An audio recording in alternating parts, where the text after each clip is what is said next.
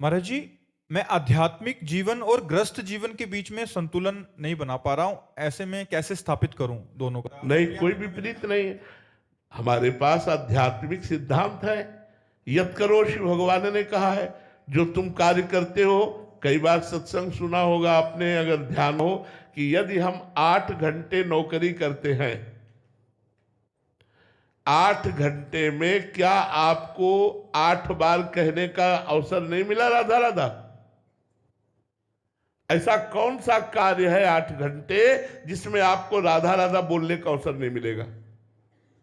अगर 8 घंटे में 8 बार राधा राधा बोला और 8वां घंटे के बाद हाथ जोड़ करके, हे प्रभु, प्रथम घंटे से 8 घंटे तक जो आपकी सेवा सांसारिक की वो आपको समर्पित करता हूं, भक्ति हो गया, कर्म समर्पण भक्ति हो गया। हमने तो प्रार्थना की है कई बार लोगों से कि अगर हमारी बात समझ में आ जाए, 5 मिनट में एक बार राधा बोल दो, हर 5 मिनट में एक बार राधा बोल दो। अगर तुम्हारी भगवत प्राप्ति न हो तो बताना, तुम्हारी सारी कामनाएं शांत हो जाएगी। हर 5 मिनट में एक बार राधा।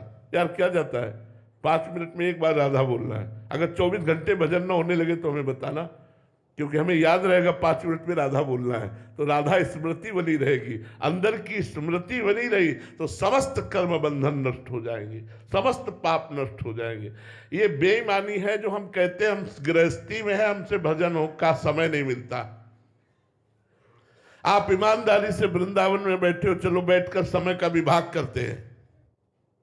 24 घंटे हैं, 12 घंटे कौन काम करता है? कोई बिरला ही काम करता है। नहीं, 8 घंटे प्राय 10 घंटे काम करते हैं। हम 12 घंटे आपको काम के दिए, कार्य के 12 घंटे कार्य के दिए, 6 घंटे सोने के दिए, 12 6 18, 2 घंटे भोजन के लिए दिए, 18 19 20, 1 घंटे मनोरंजन के लिए दिए, 21, 3 घंटे बचे। बोलो 3 घंटे भजन दोगे? भजन में दोगे हमें? अगर 3 घंटे तुम हमें भजन में दो तो तुम्हारा मंगल ना हो जाए, वृंदावन में बैठ के कह रहे तो कहना। आप बोलो, आप समय को व्यर्थ करते हैं कि नहीं?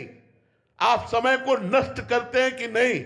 अगर आप ईमानदारी से समय को प्रयोग करें तो हम 12 घंटे आपको काम के लिए देते हैं, 6 घंटे सोने के लिए देते, 2 घंटे भोजन के लिए देते, 1 घंटे मनोरंजन के लिए देते, 3 घंटे तो फिर भी बचे ना।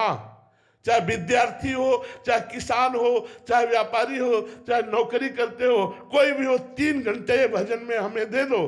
3 घंटे भजन करो, देख लो तुम्हारा जीवन कहाँ उठ के जाता है, तुम कितनी ऊंचाई पर पहुंच जाओगे।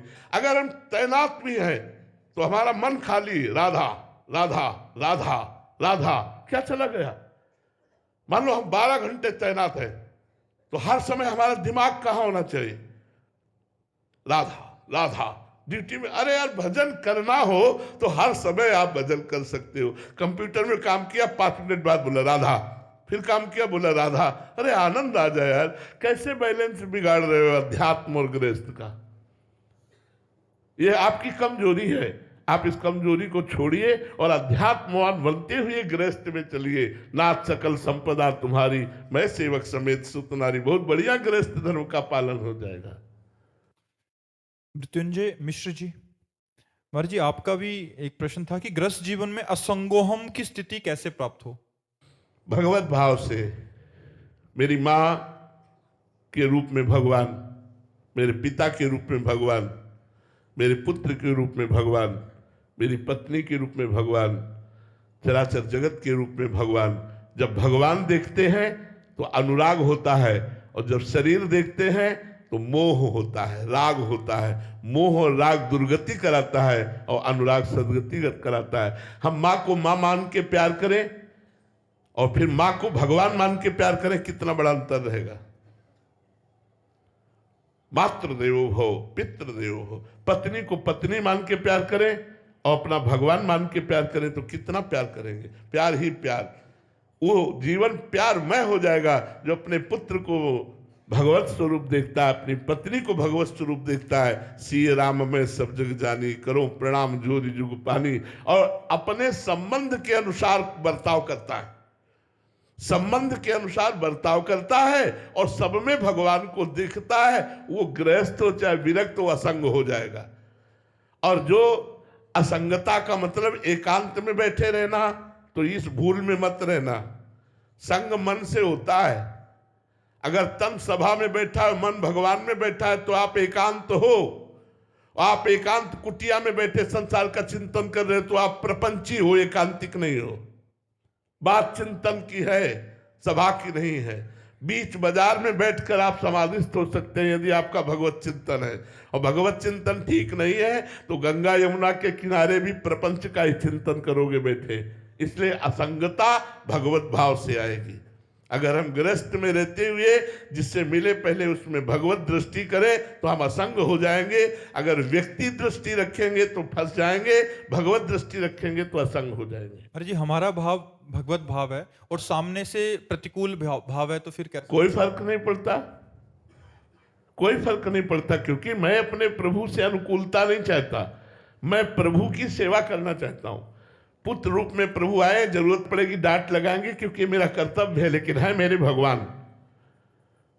जब हम इस व्यवहार में चलेंगे तो प्रतिकूलता हमें खलेगी ही नहीं। पहले तो हम भाव धारण करें ना, तो हमें प्रतिकूलता और अनुकूलता दोनों से मतलब नहीं रह जाएगा।